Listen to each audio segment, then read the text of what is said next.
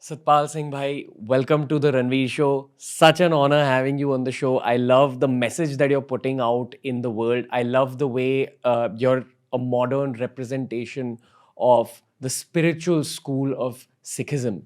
And for me, this conversation is all about learning much more about Sikhism. For me, this conversation is about learning about your journey. And for me, this conversation is about just putting some goodness out there for the world to consume. So, welcome to the show, sir.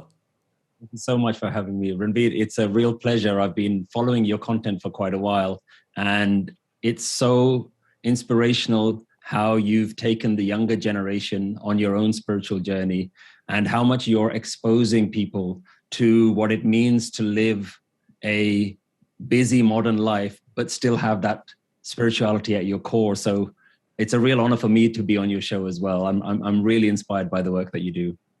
No, the admiration, the inspiration, the honor, it's all mutual. Trust me. But you mentioned something specific. You mentioned how it's important to have that spiritual core when you're going about your modern day life.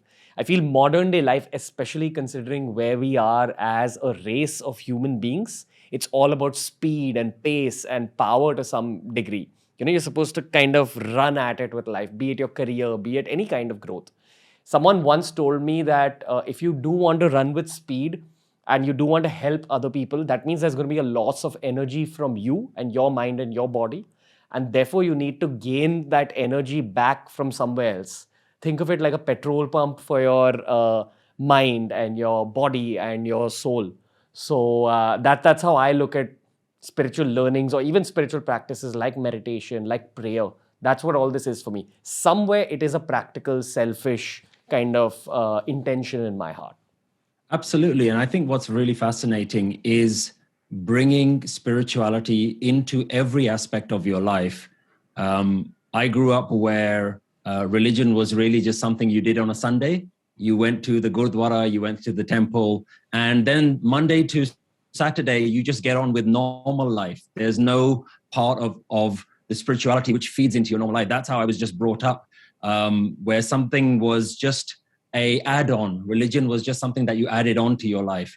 Whereas as I've grown up, I've begun to realize that actually, if you begin to understand that spirituality is really just a mindset, then that mindset needs to be carried through into everything that you do. And more importantly, it's about how you interact with everything. How do you interact with stress? How do you interact with the pressures of your boss giving you too many things to do at work? How do you deal with things in life happening that don't go according to plan, or people not acting in the way that you would like them to?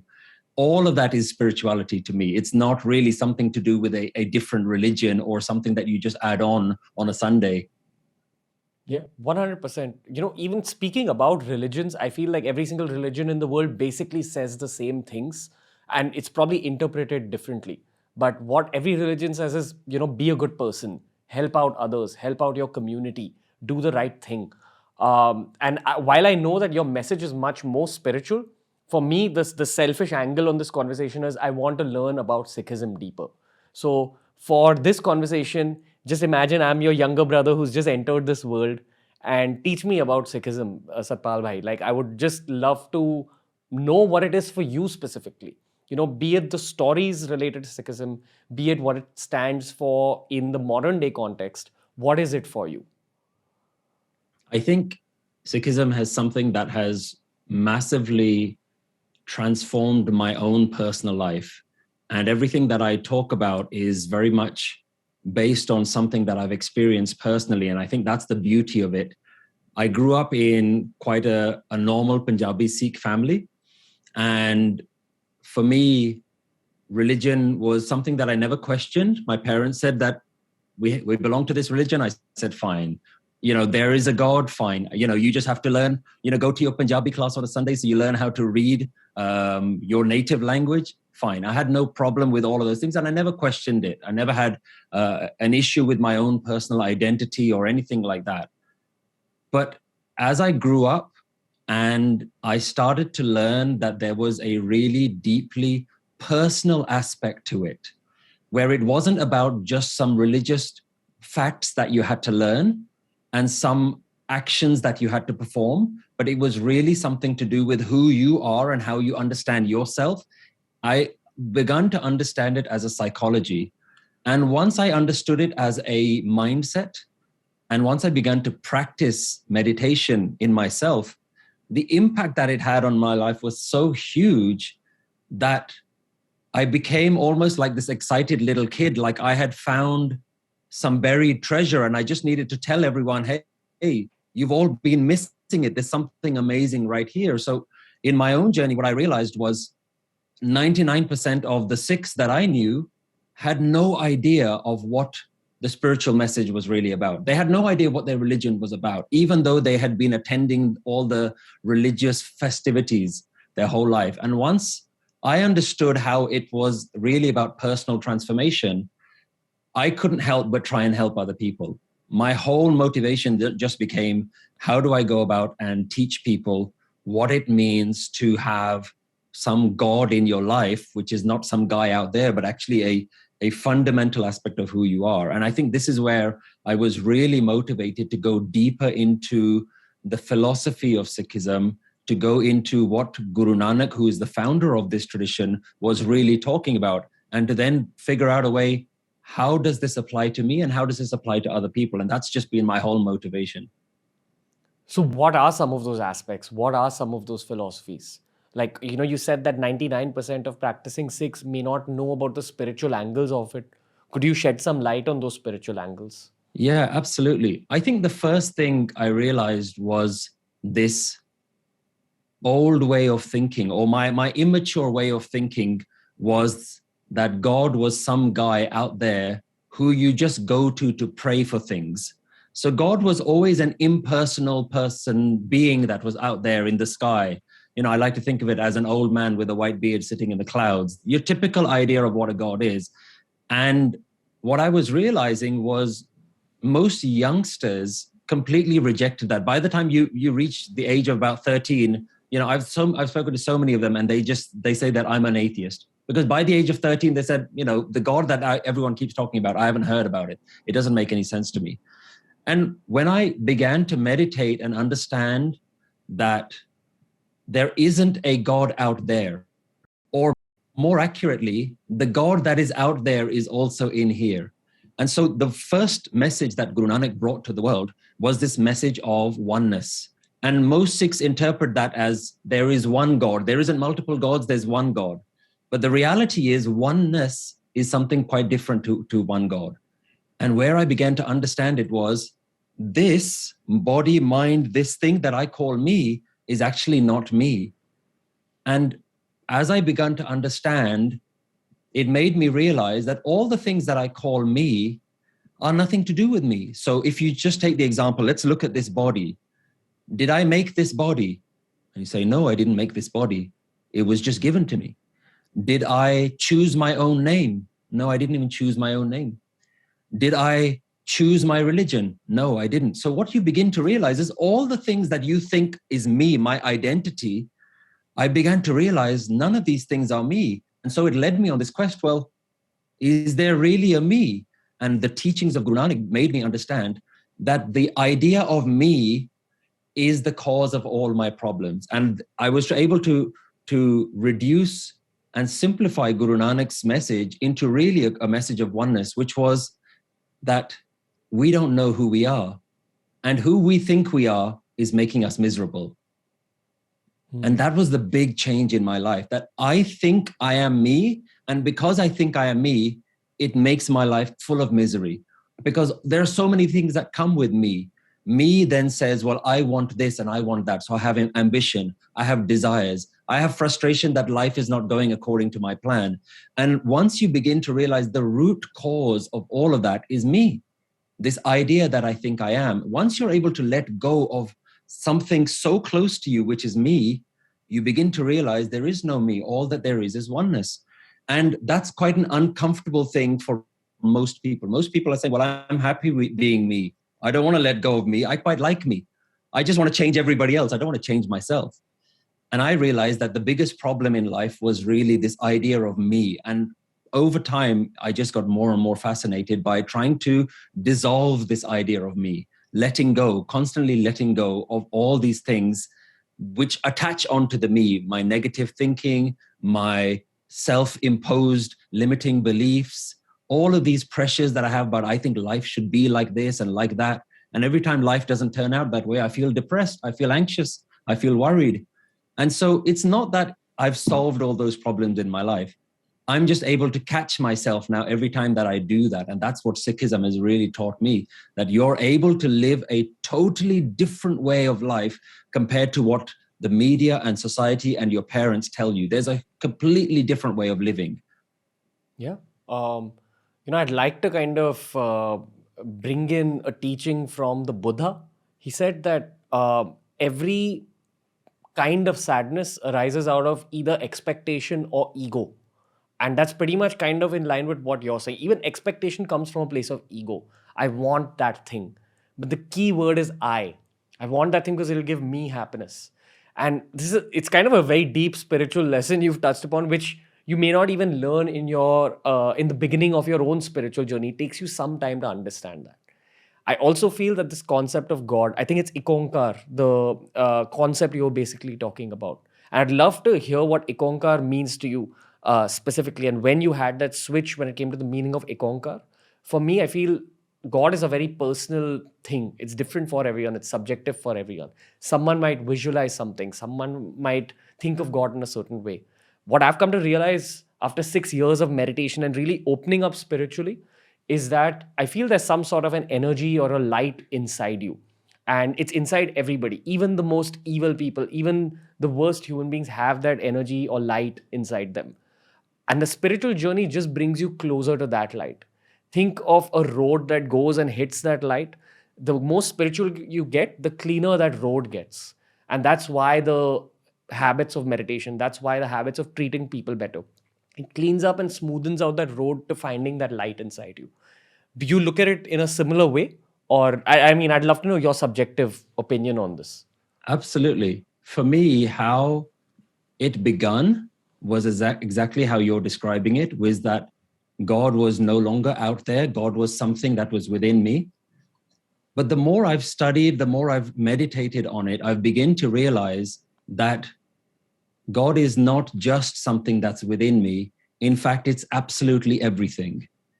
And the way I try to describe it is, it's as though a fish is swimming around and trying to ask all the other fish, where's this water that everyone keeps talking about? And the idea is that this becomes so difficult to see because the fish can't see the water. He's in the water. He's breathing it in. Every time he opens his mouth, the water is there. He's made of water. And it becomes a realization that if you're going searching for God, as soon as you do that, you've lost the plot. You've gone the wrong direction. And the first realization is to understand that every single thing, physical and non-physical, is God. So this is where, if we take these ideas of sarguna and nirguna, that which is formless and that which has form, absolutely everything is God. So the idea of oneness now becomes, what isn't God? And that becomes a very interesting question, because as long as you say God is something inside me, what it allows is for some part of you to be not God. So you can say, yeah, God is the good part of me, but I have some bad parts as well. And what you do is you retain your ego. And Guru Nanak's philosophy is all about complete self-destruction, to the point at which there is zero part of you that you can call you. This is not my hand. This is not my body. This is not my mind. These are not my thoughts. This is not my past. This is not my family. This is not my future. And that, for most people, is almost a step too far. But the gurus and all the spiritual masters of all traditions have basically said, if you want to know God, you have to completely dissolve in it. It's like you can't keep reading about the ocean and doing lectures on the ocean and doing exam papers on the ocean, but you've never been there. You've never swam in the ocean. You've never tasted it. You've never felt it. The best way to know the ocean is to go and swim. And you have to dissolve in the ocean, and then you begin to really understand what it is. And so this is the best way to understand what God is God isn't a one thing. In fact, everything is God. And this is where oneness really starts to make sense, that it is absolutely everything and everywhere. So right now it's God talking to God. It's not me talking to you. Does that make sense? Yeah, no, I get what you're saying. And when you have that mental switch, it also brings a lot of peace to what you call your mind. That's one aspect of it. Satpal bhai, from a practical perspective, if there's someone who's listening to this conversation and is asking themselves that, how do I actually begin to view this world that way? How do I begin to unlearn all the things I've been told since I was a child? What's the practical way of going about it? Is there a kind of meditation you do to perceive the world in a certain way? I mean, I strongly believe that we're living inside a simulation, and that kind of encompasses a lot of the things that you said right now. That you need to begin viewing the world as a simulation, and you're just playing a role. Because if you don't view the world as a simulation, you're again feeding into your ego and your sense of what you've learned till this point in life. But the moment you start looking at people as pieces of yourself, you start treating people better. What you put out there starts returning to you. You start living a much easier, better life. And of course, then there's a whole journey you can go on where it's about meditation, it's about habits, it's about things you eat, the kind of exercises you do that just kind of strengthens that idea of God being all around you. That's what the world of yoga says as well, that you get connected to your body more, you get connected to that inner source of energy more. But what's a practical way of beginning this process of changing your reality? This is a really interesting question. I'll give you the example of, if you wanted to make a stool, what's the minimum number of legs that it needs in order for it to be stable? Let's take that example. If you have a stool with just one leg, it's not going to be very stable. You can try and sit on it, but you'll have to be doing a lot of the balancing yourself. You'll use your legs to try and balance it, but the stool won't support you. You add a second leg, it might work. As soon as you add 3 legs, you can sit on it comfortably, and all 3 legs are supporting you. And Guru Nanak introduces 3 different things that you need in order to be able to practically experience this. The first is, you need to have the wisdom. You need to have access to this wisdom. The second is, you need a practice. And the third is, you need to spend time with other people who are also practicing this. So we can call that Gyan, the wisdom, Dhyan, the practice, and Sangat, the people, the spiritual people who are in your community. Call it a spiritual community. And he says, these are the 3 things that you need. Now let's look at what happens in the world right now, where you have yoga, which is a practice that has exploded all over the world, but it's being taught without the Gyan, without the wisdom, without the deep spiritual knowledge.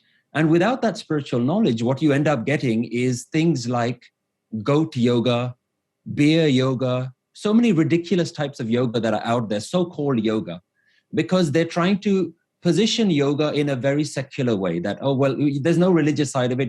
It's just good for your body. It's good for your health. And what you're getting is really an insult to what yoga really is, the deep spiritual meaning of what yoga really is. So you can't segregate these 3 things. In order to start really living it, I always think of this example that if you wanted to be an entrepreneur, one of the things that you would do is you would start studying the best entrepreneurs in the world. You'd start reading the background of Steve Jobs and Bill Gates and Musk, Elon Musk, and people like that. If you wanted to be a really good musician, you start to go and get training from another musician, and you spend time with other music practitioners. So what is it that we're trying to do? If you want spiritual wisdom, then you have to spend time with the spiritual masters. And these are the Kabirs, the Farids, the Namdevs, the Guru Nanaks of the world.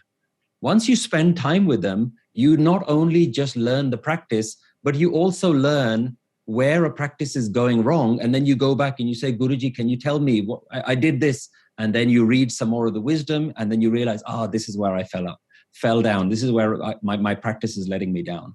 So I think there are 3 things that you need. Meditation, I'm a massive believer in, but meditation on its own, I believe, without the wisdom, can actually increase your ego. It can increase your sense of self-importance. So you have to have that guru there, that teacher there, that really humbles you, that tells you every time you're doing something wrong and actually gives you that little bit of groundedness. And you need that other community of people that are just supporting you, saying, yeah, this meditation is not working right now. And that community tells you, well, I try this now, try this. You need all three angles. And that, I think, is the most important thing if you really want to progress in this. Satpal bhai, you said something very interesting right now about how meditation without the right guidance or the right information could actually lead to your ego swelling up. So, again, in the world of yoga, there's a concept called siddhis, which means that as you meditate, your inner world becomes much calmer. And as your inner world becomes much calmer, it leads to sort of your mind unlocking its own abilities. Now, some people might experience those abilities and think to themselves, oh, I'm becoming smarter. Oh, I'm becoming capable of this. Oh, now when someone's in front of me, I can scan them, from A to Z. Is that what you meant by your own ego swelling up, where you experience these so-called superpowers and you think that you're doing something great? I mean, that's one part of the question. The second part of the question is, what are some of those things that you've experienced through your own journey, and how you corrected those? Because I'm sure even you must have gone down a path of your ego slightly swelling up and you having to correct yourself. Yeah, I mean, that's exactly what the idea of ego swelling up means, that without having a master there to keep your ego in check, it's very easy for you to increase this idea of self-importance. Look how great I am. I'm meditating. I'm better than you. I've got a golden ticket to heaven. I'm definitely going to go there now, but look at you. And so this is where, for me anyway, Guru Nanak's philosophy has massively impacted my life, because when you read some of his wisdom, he does not allow room for even one shred of ego. He completely destroys the ego at every moment, because he's so convinced that ego is the biggest barrier to you connecting with oneness, God, divine, whatever it is, that your sense of self-importance, that I am something. It's very interesting that the ego is so subtle and so easy to trip you up. There's another side of the ego which you may not even catch. One is the spiritual ego, which you've talked about, that I'm better than you, that I can do all these spiritual things. But you can also have another ego, which is, I'm such a sinner. Look how small I am. I'm nothing. I'm humble. I'm nothing. But even if you do that, you retain a little bit of I am. At least I am. I'm a sinner, but at least I am. And Guru Nanak doesn't allow for this at all. So his whole philosophy is constantly teaching you, nothing is you. Learn to let go at every single level, that nothing belongs to you. No part of this belongs to you. The very idea that you exist is an absolute fallacy. It's just false. And only when you go into your meditation, and there are many different meditation techniques that essentially ask this question, who am I? Who are you? And when you meditate on that idea, you realize, I can't actually find the thing that I call me. Yet all the time that I'm driving around and walking around and speaking to people, I believe I'm in control of this body. But when you close your eyes and you start to introspect, you realize, I can't find this thing called me. And that's where you realize the delusion of me itself. It's not actually there when you go look for it. I do have a supplemental question, which is related to competition in the middle of all this. And I personally feel like competition is of two kinds. One's with your other competitors, people who are competing with you, say, in your same career. Now, for some people, that might be kind of the forefront of their motivation, that I need to beat this person, etc. That isn't the case for a lot of people. Like for me, I'm not a very competitive person. I look at everyone as friends around me.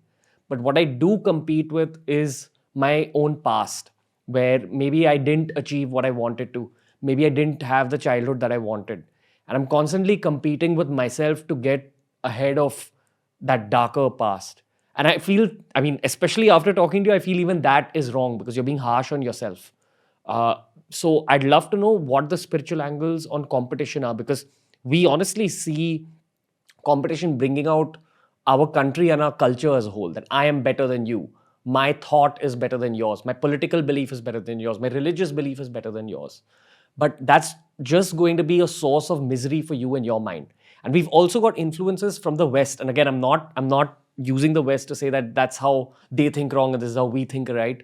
But there are a lot of Western influences which really highlight competition as a forefront. The Last Dance featuring Michael Jordan, or when you see your favorite athletes talk about competition, it fuels competition mindsets in a young person watching sport. So in this world that teaches you to be more competitive and is built out to make you competitive, how do you kind of break past that? That's fascinating, because when we look at the most successful people in the world, the most competitive people in the world, let's look at the billionaires of the world. The question I always ask is, are the richest people in the world the happiest people in the world? And we all know deep in our heart that they're not the happiest people. Yes, they have a lot of material wealth, but there's also very high levels of depression at the people who have so-called succeeded, either in business or in sports or in the arts or in any part of their career. Because what you've done for such a long time is misery has been fueling you. So I'm not happy now. I will only be happy when this level is achieved. And because you even if you achieve that level, the practice that you've been doing every day is, I'm not happy, I'm not happy, I'm not happy. So guess what happens when you actually reach that level? You're still in that mindset of, I'm not happy. There are very few people out there that have said, I've made all the money I want to make, I'm done. Or I've reached the level of success that I've done, that I needed to, and I'm done. Most people who do that all of their life, they are so wrapped up in constantly trying to achieve more that they've let their mental health completely deteriorate. And I'm sure with so many people that you've interviewed, you've realized that the successful people are still not mentally healthy. They're still struggling on that aspect of it. So it goes back to asking yourself a very personal question. Why do I want to compete?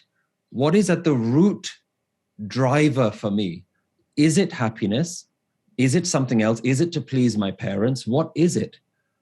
And so you realize that if happiness is your goal, save yourself the trouble.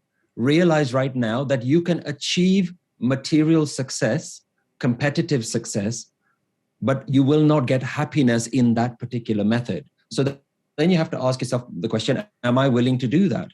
Am I willing to compromise my own sanity and mental health for all of those potential worldly gains? And this is something where religion and spirituality is at this point not trying to be prescriptive. It won't at any point tell you, don't go out and chase a career. It won't tell you, don't do these things. It'll tell you, these are the things that you need to sort out right now. And if you can sort them out, then let those other things come in. But these worldly things are not going to be the things that give you the deepest happiness, because the reality is, whatever you achieve in life, you're not going to be able to take it with you. Absolutely everything, including having perfect fitness with your body, having a perfect house and a great car and a perfect family and great career, none of those things are actually going to last. So you're building all of your happiness on these very shaky foundations. So the spiritual wisdom is always saying, it doesn't matter what you do. Go ahead and do those things. That's not the problem. But while you're doing it, can you be centered? Can you be still and happy? And can you be happy right now in this moment? And not have to think about the next moment as delivering happiness. It's that whole if only. We're always living, if only this happened, if only that happened. And just from my own personal life, I've seen so many of those if onlys, and I still struggle with them sometimes. I still have career ambitions. There's still things that I want to achieve. But in my mind, I catch myself when I see that, have you fallen into that trap again? Do you somehow believe that happiness is over there? Happiness is tomorrow? And then I have to remind myself, no, happiness is available to me right now. Peace and bliss is available right now. And every human being at the root of it is really only chasing peace. And what we don't know is that peace is inside of us. We think that peace comes when you have all of these things. And I think that's the only way that I can answer the question around competition, is figure out why you're trying to compete. I mean, the kind of practical way I've gone about this in my own recent past is, if I'm feeling any sense of competition, any sense of feeling lesser, any sense of feeling anger or greed or any emotion that I think that shouldn't be there in my mind, I go into a deep meditation session. And for me, that's what works. And by the end of that meditation, I'm fine. I have both contentment and inner strength to a certain degree. And the reason I bring this up is this is the kind of benefit of 6 years of meditation, 5, 6 years of it. When you meditate in the long term, that session of your meditation becomes a safe place for you. And if you are feeling those negative emotions, it's like going in for a shower. You've got dirt on you, you just like wash it off. So that's one practical kind of angle on this that I wanted to highlight. But Satpal bhai, you mentioned about things that you take with you after your own death. And I know that, every spiritual person consciously has this moment where they start thinking a lot about death. And it's a subject that I've thought a lot about over the last 2 years, seeing the amount of death we've seen in the world with COVID. I've thought of my own death. I've thought of the death of my loved ones, my teams, the people closest to me. What I have strongly started believing in is a concept of rebirth. I do feel that things will begin again, things will reboot again. What do you think about rebirth? Is it something you think about consciously? Because it'll be about. They say that your rebirth and your next birth is decided based on what you've done in this birth. I have two questions for you. One is your opinion on rebirth. The second is, why is someone born as a Sikh? Why is someone born as a Hindu? Why is someone born as a Buddhist, a Muslim? Why is someone born in a tribe in Africa? Why is someone born in some other kind of religion? What do you think decides all that? Do you think Sikhs are born often as Sikhs again? I'd love to know your opinion on this. It's interesting that death is so intertwined with many spiritual traditions, and becoming comfortable with your own death is seen as a fundamental part of any spiritual practice. Being comfortable with the idea that this entire story that I've built about my life story, this whole character, I am like this and I am like that, and I want to achieve all these things, all of those are going to end. When I look at the Guru's teachings, Guru Nanak's teachings, one of the things they try to do is they remind us that death is always hanging over you. They give the example that a crane is a type of bird that's standing very still and looking at the water. He looks like he's meditating, but really he's keeping really still so that he can catch the fish. And he says that's what people are like, that people are thinking that they're meditative, but in reality, what they're doing is they're trying to just always grab more things out of life. And he says that crane doesn't realize that while he's busy fishing and trying to grab the fish and trying to grab life, there's a hawk that's flying around his head, and the hawk can come and grab him at any time. So the idea that death is going to happen to you is not only a absolute fact, but a fact that we don't like to think about is that it can happen at any time. So in my own practice, how I've become comfortable with death, and I'll move on to the rebirth question that you had as well. How I've become comfortable with death is that every single day, there is a chance that I may die. And in fact, my personal practice is I wake up every morning, and one of the mantras that I say to my head is, today could be the day that I die. And I become very comfortable with that idea that today could be the day. Today is no more or any less special, even though I'm perfectly healthy. And we all know so many people who were perfectly healthy one day, and then the next day they were gone. And so you have to become very comfortable with this idea. And that also helps with your previous question around life and achievement. I'm saying, well, today could be the day that I die. And I'm very comfortable with that idea. One of the things I try to do when it comes to me personally trying to help anyone with spirituality is I only talk about things that I absolutely have experienced. And what I'm very open about is I haven't experienced what the next life is going to be. And the only way that I've reconciled it in my own mind is I have so many things to sort out in this life. I have a mindset that I need to sort out. I have a spiritual journey in this life. I honestly couldn't care less what happens in the next life. As far as I'm concerned, the body goes back into the ground. The air goes back with air. Life energy goes back into life energy. And then that same life energy is then recycled. So in this whatever we can call it, let's call it the soul, for example, whatever this energy is that's inside of us has to have come from somewhere. And when it goes back, and it goes back to the universe itself. And it makes me think about the lessons that you learned in your very first science lessons about energy, that energy cannot be created or destroyed. It can only move from one form to another form. And I think about life energy in the same way. And that's how I have begun to understand what reincarnation is. It makes absolutely scientific sense that if there is some sort of ball of energy that's inside me, that's keeping me alive, when that energy leaves, where is it going to go? It has to go into everything. And actually, that's how I see the people who have passed on, that they haven't disappeared. In fact, they're in the plants, they're in the birds that are flying around, they're in all of the animals and the trees. Life energy must continue. It really is a harmony that is something that you're going to go into as well. You have to go back into Mother Nature, and Mother Nature will then do whatever it wants with you. Whether there's a soul that then travels into another one, for me, I say I have no experience with that. I'm too busy trying to sort out this life to work out what's going to happen with the next life. And in the same way, I think some questions, we can come up with our own theories. Why was I born like this? Why was I born into this family? But the truth is, they're just going to be speculation. It's just you and me trying to rationalize some things that are beyond our understanding. There's a really nice example that says, why are leaves green? And you can say, well, the leaves are green because of chlorophyll and this and that. But that doesn't answer why they're green. That just answers how they are green. But the why is beyond our understanding. Some things are just the way they are. And one of the main teachings that Guru Nanak gives in one of the earliest verses in the spiritual text called the Guru Granth Sahib, he says that nobody can explain how the universe works. Hukmi hovan akar, hukum na kahiya jai. He calls the universal law.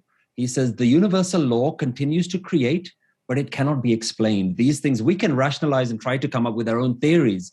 But the reality is, we are here now. That's the only thing that you know as a fact. I am here now, and I'm not interested in beliefs. I'm not interested in some belief system, why I was like this or where I believe I will go. I'm interested, can I make the most of this moment right now?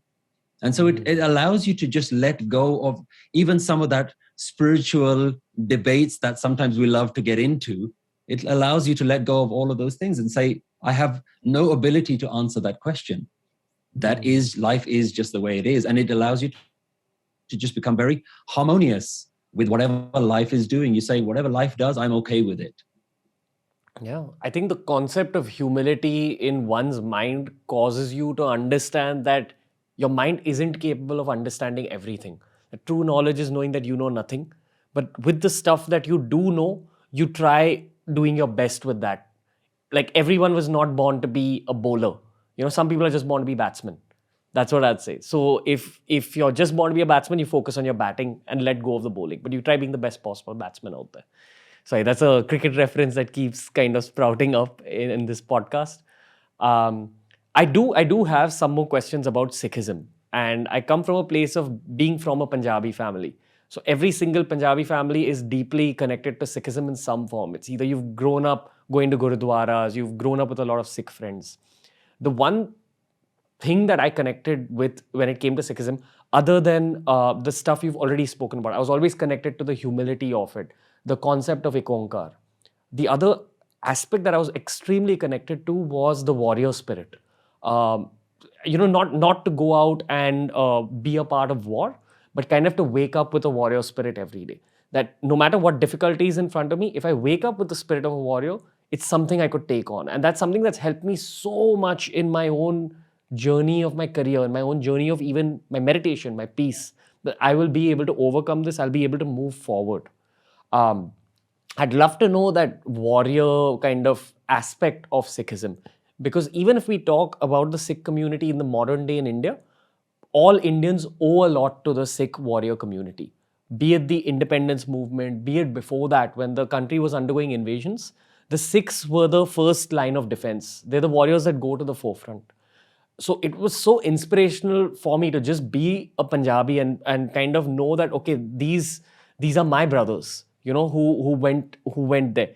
they're all Indians as brothers. They, you could kind of look at that from many angles. But on a personal boyhood level, for me, the warrior aspect of everything that Guru Gobind ji said was so kind of important in shaping up my own mind. So I'd love to know what you have to say about that warrior aspect of Sikhism. It's a beautiful part of the tradition. And I just give you a little bit of the backdrop for those of your audience who don't know the story around why Sikhism came. It started with the birth of Guru Nanak in the 1400s. And in the early 1500s, India began to see invasion from Mughal emperors. So the real Mughal empire into India was around those 1500s, and it started with an emperor called Babur. And what you saw at that time was huge amounts of political divisions, a lot of segregation, a lot of tension.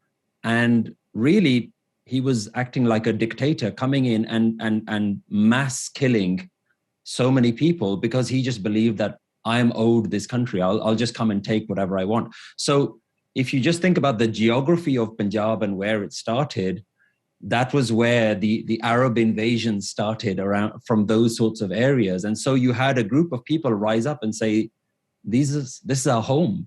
You have to stand up for what you believe. These are our brothers. This is our families. So we have to stand up for these people. And that's really where the whole warrior aspect started from. You mentioned Guru Gobind Singh Ji. One of the key lessons that he teaches about being a warrior, he says, only when every other method of diplomacy has failed, only then should you pick up the sword. And sometimes we think that, sometimes you have quite a negative stereotype of a Sikh. He's always hot-headed and is always ready to pick out the sword and ready to fight. But actually, that's not the real Sikh. The real Sikh, or the Khalsa, which is this warrior class of the Sikhs itself, is that there are essentially meditators first and warriors second. So when your determination to stand up for injustice, stand up against human rights abuses, when that comes from a sense of peace first, when that comes from a sense of equality that everybody deserves to live a peaceful life, when that comes from a sense of, I may not follow the same religion as you, I may not be of the same traditional background as you, but it's my job to defend your right to live however you want. Everybody deserves to live. And really, you can talk about the Human Rights Act and all of the human rights privileges that we allow ourselves in the world today. These things have been pioneered by some of these warriors who actually said, I'm here to defend you. But it doesn't come from agitation. It doesn't come from anger. It actually comes from love. So when you are loving, then you are in a position that you can help other people. And so the sword that all baptized Sikhs, which we call somebody who has taken Amrit, which is this spiritual initiation. The actual name of the sword that we carry is called Kirpan. And Kirpan means to give kirpa to others, to give blessings to others. It is, you're doing it out of your own grace, out of a sense of love for everyone else. So you never fight a war or anything like that out of a sense of agitation. The other thing that Guru Gobind Singh Ji taught was the Khalsa is one who fights a battle daily. Every single day, whether that doesn't mean you get up and you physically start fighting. It means every single day you need to see life as an opportunity to destroy negativity, to destroy injustice, even in your workplace, even in your family, even if there are things going around you, just with the people in your close circle. You need to be the person that says, right is right. These are the things that need to be done. This is the right way. And sometimes that's a big sacrifice. A lot of us, we don't want to do that. We don't want to stand up for what's right. We don't want to agitate anyone. I'm probably the least confrontational person. I hate getting into arguments with anyone. But sometimes it has to come from a place of, am I going to stand here and watch this injustice happen in front of my eyes? Can I be happy with myself allowing that to happen? And when you're agitated internally from the things that are going on around you, and you say, no, something has to be done. That's who a true warrior is. So a warrior is one who's coming from love, not from hatred or segregation. In fact, even the person that you are fighting against, so to speak, you're doing it with love. I'm doing it so that you may understand that there's a better way to live. I'm doing it out of blessing for you, that you need to understand that there's a better way to live. And I won't do that with a sword first. I'll do that first with my kindness, with my words, with my compassion towards you. Bhai, I would love to know a little bit more about the kirpan, the kadha. What is the significance of what non-Sikhs know about Sikhs? When we look at people with turbans, when we look at people with beards, I feel that Sikhs have a different understanding of it. And most of the outside world doesn't. So I'd love for you to highlight these outward elements of Sikhism. What does it actually represent? First and foremost, it's really important to clarify that these things, the kirpan, the kada, the kesh, all of these things, these don't make you a Sikh. And it is not, a Sikh is somebody who has a turban on their head. A Sikh is not somebody who wears a kada. These are simply just spiritual reminders for a lifestyle. So I want a lot of people to understand that when I say the word Sikh, I don't mean a group of people from Punjab. That's not what I'm talking about. That's not what a real Sikh is. A Sikh is not a Punjabi. They're not synonymous with each other. A Sikh is somebody who is willing to learn about their true self and willing to follow and practice all the things that are required to remember that this is all oneness. So a student of oneness is what we would define as a Sikh. Now, going back to where these sort of religious symbols or articles of faith, as some people describe them, where they come from, is these are really some of the practices that developed as the later gurus came in. So for those who are unaware, Guru Nanak was born in the 1400s, and he had 9 other successors. And the last one is the one that you've mentioned, Guru Gobind Singh Ji. And from about the time of the 5th and the 6th gurus, what we started to see was that there was a need for not just spiritual people, but spirituality and the warrior side of things to merge, because we were starting to see real oppression in India. So the 5th guru, some people may not be aware, is known as Guru Arjan Dev Ji. He was actually a martyr. So the Mughals actually assassinated him. He was tortured because they were trying so hard to convert the rest of India that they were just even going after the spiritual masters. So the 5th guru was tortured, and he was assassinated by the Mughal elite. His son, Guru Har Gobind Ji, took on the guruship next. And he decided that I can no longer just be a meditator. Now I have to be a meditator with a sword. And so as it goes on and on, you begin to see that then his son was the 9th guru, then his grandson, Guru Gobind Singh Ji, was the 10th guru. So you began to see that these gurus were now spiritual and warriors at the same time. So they were the ones who were actually going and fighting some of these battles. They weren't just sitting in the back saying, you guys go, I'll stay back here. They say, no, we have to be at the forefront. So these gurus became warriors and meditators. So they were trying to teach that this is what the society needs right now. This is what the world needs right now. We need to be both. And so in doing that, they created a code of conduct that if you are to live this lifestyle, there's a couple of things that you need to do. And they gave us what they call the 5 Ks, basically 5 religious symbols that were something that you have to keep with you all the time. But they were really 5 reminders of different ways, different practices that you need to hold on to. So the first one is kada, which you'll see every Sikh will wear a bangle around their hand. But all of these have very deep spiritual meaning. And actually, we could spend a lot of time, but I'll very quickly go through those. So why does a Sikh wear a kada? Well, for multiple reasons. Number one, it's round. So it has no beginning and ending. And this is a reminder to you that actually God is always there. There is always a oneness. So you have to kind of see this as a way of reminding you that no matter what you do, when we were kids, we were taught that, whatever, if you stick your hand out to do something wrong, the kada will be there as a reminder.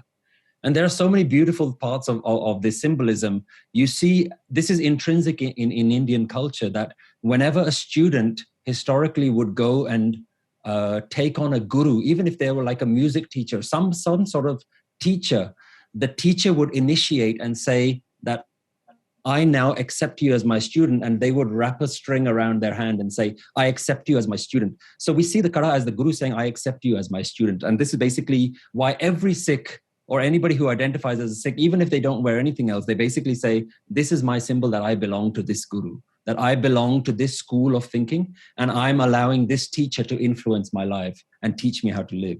And in that same way, we were given a kirpan, which we talked about, which was the sword.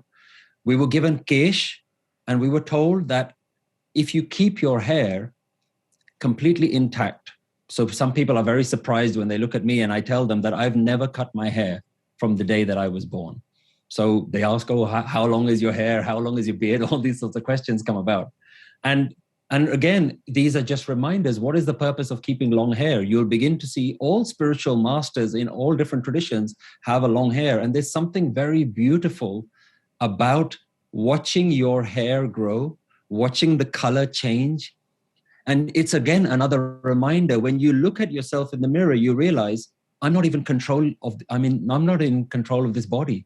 This body has its own life cycle. This body is doing its own thing. So when you watch your own hair grow and you watch it turn gray, you begin to realize this body is going to go one day. This is not me. So it's all part of the spiritual training. So you've got your kada, your kirpan, and you've got your kesh. And then you've got your kanga. Kanga is a little comb that you wear at the back of your head. And that's just a reminder of cleanliness. Some people say that it's to do with having a clean and holistic lifestyle, that you're always reminding yourself that I have to be clean in the world. I have to allow myself to be presentable in such a way. I can't just be somebody that sits in the jungle and meditates. You know, Guru Nanak was invited many times to join the spiritual elite around the world. Every time he went and spoke to spiritual masters, the spiritual masters would ask Guru Nanak, what is happening in the world? And Guru Nanak's reply was, the world is burning and the people who can help are sitting up here on a mountain meditating. And Guru Nanak rejected this idea that you need to go sit in a mountain or be a monk in order to be spiritual. He said, I'm going to show you that I can have a job, I can have a wife, I can have children and still reach spiritual peak. And the reason I'm going to do that is because that's what normal people do. Normal people are doing this. So I need to show them, how do you be spiritual doing normal things? And that's what that kanga represents, living a lifestyle where you're just carrying out your daily duties. And the final is a kashera. Kashera is these briefs, these shorts that you wear underneath your clothing. And again, that's about self-restraint. Your kashera is about, don't think that your life is just about trying to get as many relationships and sleep with as many partners. It's about having self-restraint and not thinking that life is all about going out there and just grabbing all the sensual experiences in the world. So all of these things are really practical reminders of how you can live your life, because there are so many instances in life where your mind does get tempted, your mind does go in the wrong directions, and you use these tools to remind you that this is not what I'm really here to achieve in life. And when you look at yourself in the mirror, the idea is you shouldn't see your own reflection. When you look in the mirror, you should see your guru's image. And when you see the guru in front of you, then you realize, oh, my life is about my guru. It's not about me. It's about my master teaching me how to really live, not about just me trying to figure out life in my own way. But it doesn't mean that if you don't have these things, that you're inferior in some way, or that you're not a good Sikh. Anybody from any background can be a Sikh. Guru Nanak's most beloved companion was somebody called Pai Mardana, who was a Muslim. So Guru Nanak and Pai Mardana traveled around the world for decades. And so his best friend was a Muslim. But you wouldn't call him a Muslim because he was also following Guru Nanak. So a Sikh is not somebody who is rejecting other religions and saying, I've given up other religions and I'm now going to only be a Sikh. That's not what Guru Nanak Sikhi is. You can be a Hindu who is following the Guru's tradition. You can be a Muslim who is following the Guru's tradition. And Guru Nanak went around the world and spoke to so many people. And he said, let me teach you what being a Muslim really means. And there are verses in his writings which are teaching people about how to do a namaz, how to do fasting properly. People are surprised that Guru Granth Sahib actually has this sort of information. And it teaches people from the Hindu traditions. This is how you really look at Krishna. This is what Shiva really means. This is how you celebrate Holi. And it's all about how do you use all of these as opportunities to understand your mindset. And all of these, they go back to, don't worry about the external. The external doesn't define who a Sikh is. These things do not define who a Sikh is. A Sikh is completely defined by the person who sorted out his own mind and sorted out his mindset. Wow. Okay, this was the highlight of this episode for me. Just having this conversation with, these are questions that I've had in my mind since I was a little boy. And it's why I was waiting for this conversation for 2 years. But Satpal bhai, I mean, I have to bring it back to 2022 and you and your mindset with the amount of spiritual knowledge you have already. I know you're someone who studies different faiths as well. I know you're someone who possibly accumulates a lot of knowledge. What have you learned about Sikhism at this stage of your life? And are you still going deeper into it? Are you still learning more? I think what's very interesting is when you put yourself in a position where you are educating others, you actually become the best student at that point. You're forced to constantly reflect on your own life and look at, am I actually doing all the stuff that I say? And I put my hand up all the time, and I try to be as open and honest as I can on my own YouTube channel where I do all of my sort of education and my lectures.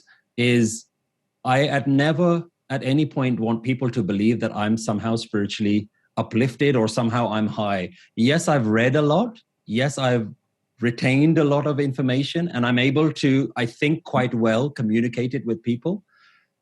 But I'm constantly going through my own inner battles because we're human at the end of the day. I don't believe that I'm somehow spiritually superior. It's very interesting. I think it was back in maybe around 2010, 2011, I was invited to Sweden, and I was giving a talk. And when they were introducing me, they said, we have a spiritual teacher who's going to teach you. And the first thing that I said when I began my talk was, in my tradition, nobody is allowed to be a teacher. In my tradition, everybody is called a Sikh. And the word Sikh comes from the word Sishya, which means student. And so it's like you enroll in a school that you're never allowed to graduate from. I'm always a student. I'm always learning. Because at any point, if I say that I'm the teacher, ego comes back in. If you say that you're the teacher, what you said is, I've learned everything. And so my mindset is constantly that I am still trying to apply this in my daily life. And sometimes you fail so badly. Sometimes you get so angry, so stressed, so worked up in your own life. And you have to take a step back and you have to look and say, wow, where's all those teachings gone now? Where's all those things that you've been studying and teaching other people, and still you're falling down? And it really humbles you to realize, I'm nowhere. I haven't achieved anything. If I'm still doing this, I mean, being a parent is so difficult that so many times you just catch yourself getting frustrated at your kids because they're just doing something that you've tried to tell them 10 times, don't do that. And you see how easy it is for the mind to get worked up. And then you begin to realize, actually, I still haven't learned anything. I still need to practice this every day. And the only way that I've begun to understand what this practice means in my life, what meditation means in my life, is that I used to think that I've meditated so many times and I've done so many years of meditation. Why am I not spiritually higher anymore? Why haven't I achieved something even higher? And I realized quite recently that that's the wrong way of looking at it. The better way to look at it is like the way we brush our teeth.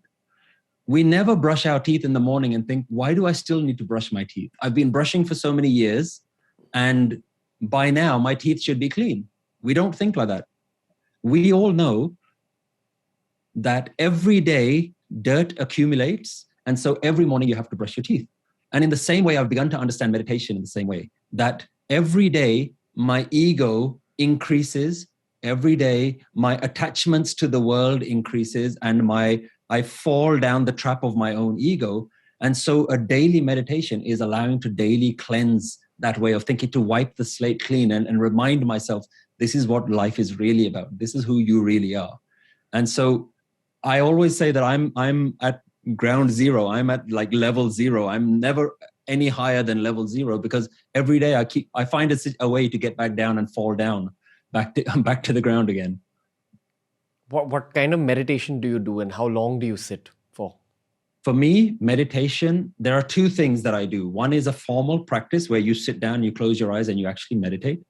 And the second is, how do you actually do this in your daily practice? And for me, there are what the technique that Guru Nanak gives us is what he calls Naam, which we can also call mantra, which is to use a wisdom word throughout your day that constantly reminds you of to let go of this idea of the sense of self. And this is, I think, what is slightly different about Guru Nanak's approach to mantra is that it's not a magic word. Sometimes people think of a mantra, they say, you don't need to know the meaning. The sound itself can take you somewhere. And Guru Nanak actually gives a different definition of Naam and mantra. And he says that you need to understand what it actually means. And what I've begun to understand what Naam means in my life is it's really got two levels to it.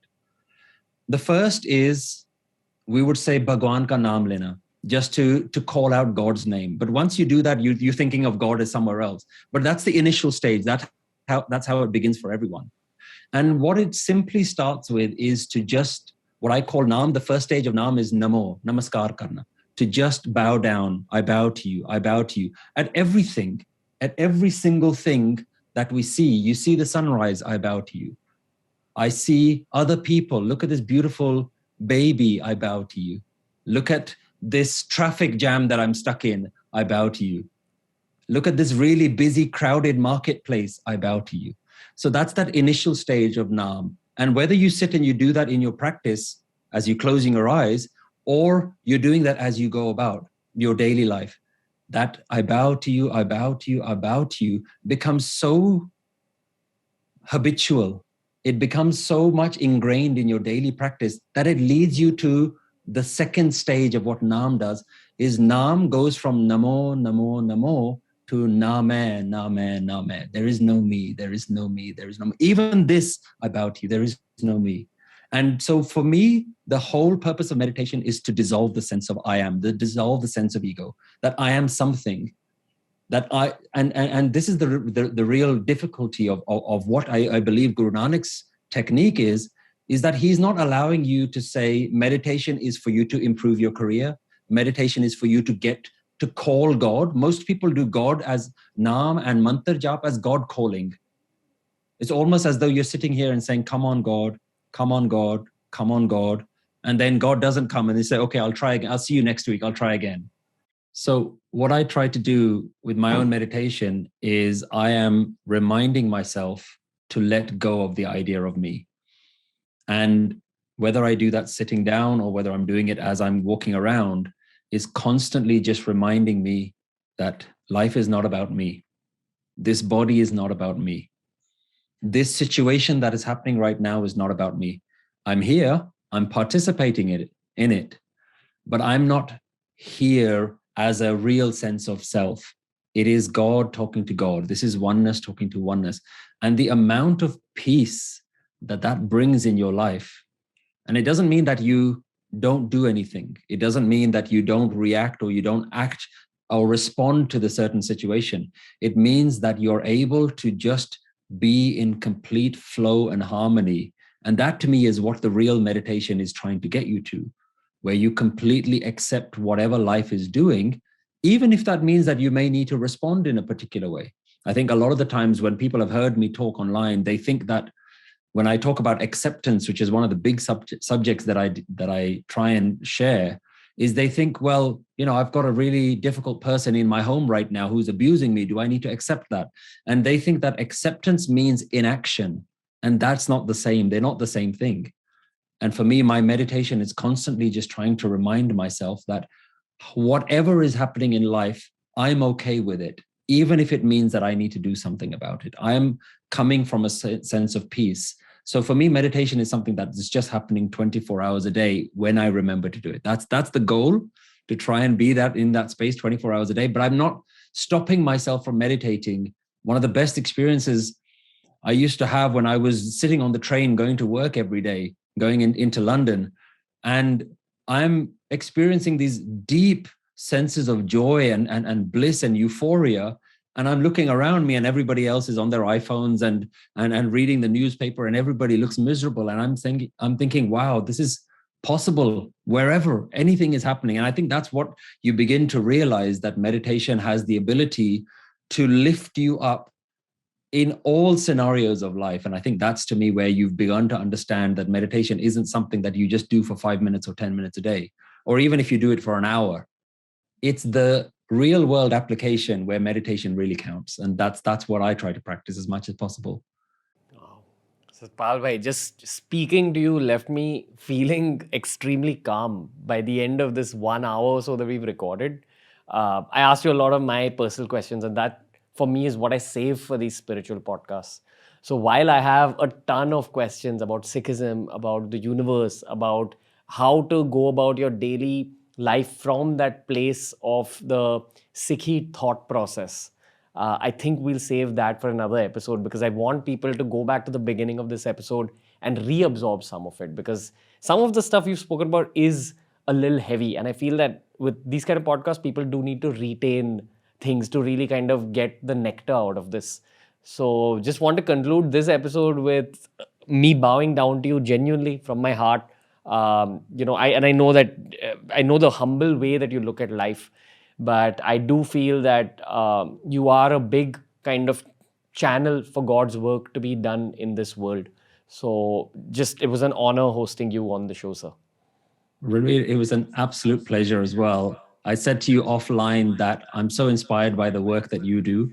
And for you to introduce spirituality to a younger generation for whom atheism is now the norm, for a lot of people to just begin to understand that spirituality is applicable to everyone. It is for the atheists and the so-called religious as well. And I think that's where you and I are working towards the same goal. And I'm genuinely humbled by the fact that you've even invited me on the show. It's a real inspiration just to be speaking to you, and your ability to connect with other people by being so raw, being so honest, being so vulnerable. I look at the stuff that you put out on your podcast, and I say, wow, I don't think I could be that brave. So it's actually such a joy for me to speak to you as well. I would love to be invited back on the podcast if you'll have me, if your audience will have me. It'll be an absolute pleasure as well. Thank you so much.